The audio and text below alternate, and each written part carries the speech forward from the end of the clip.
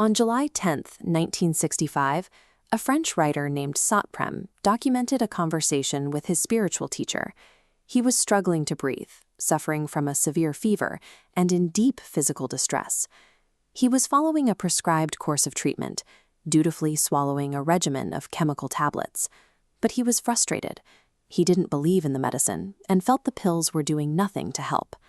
His teacher, Mira Alfassa, known simply as the Mother, agreed. She told him the pills had no effect on her either, yet she insisted he continue taking them scrupulously. She then offered a diagnosis that dismissed the biology of his illness. According to her, the physical pain, the fever, the tightness in his chest, every sensation he felt was false. Why would a spiritual teacher dismiss a man's suffering as an illusion, yet demand he comply with a chemical treatment she considers useless? To understand her reasoning, we have to look at how she defined health. She argued that humans naturally exist within a baseline state of perfect alignment. She called this invisible state harmony. In this framework, physical pain is not an invading force. It is simply an internal alarm bell signaling that an individual has stepped outside of that natural harmony. The trap occurs when we react to that alarm bell with self-pity. When we groan about how tired we are or how much our throat hurts, we actively feed the disharmony instead of correcting it. The danger lies in the human ego. By constantly acknowledging and complaining about an ailment, the specific cells experiencing the disorder feel important. They realize they are receiving attention. To get even more of it, they exaggerate their own disharmonious movement. What begins as a minor loss of alignment turns into a psychological trap.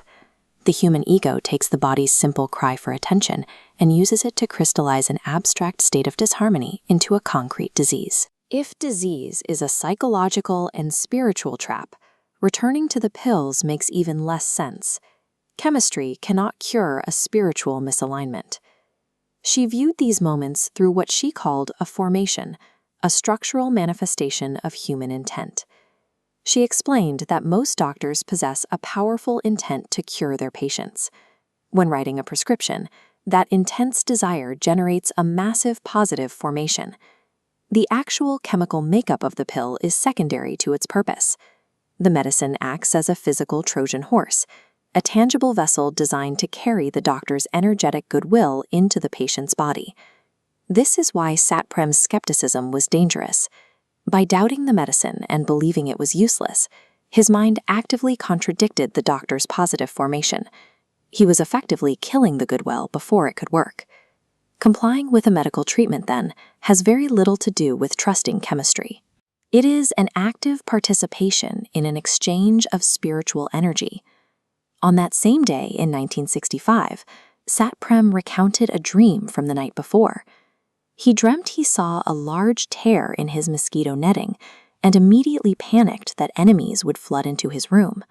His teacher recognized the significance of the dream immediately. The physical tear in the netting represented an active, literal breach in his own spiritual defense system. She framed his personal recovery as a frontline engagement in a universal war against human unconsciousness. This was a battle for victory over the world, staged within the cells of a single body. To fight this battle, she offered a set of practical instructions. Never utter a word about your illness to others, lest you give the disorder an identity. Align yourself with the goodwill of those trying to help you. And before going to sleep, visualize a protective cocoon of energy around your body. If we accept this framework, our rigid notions of physical disease are an unreality.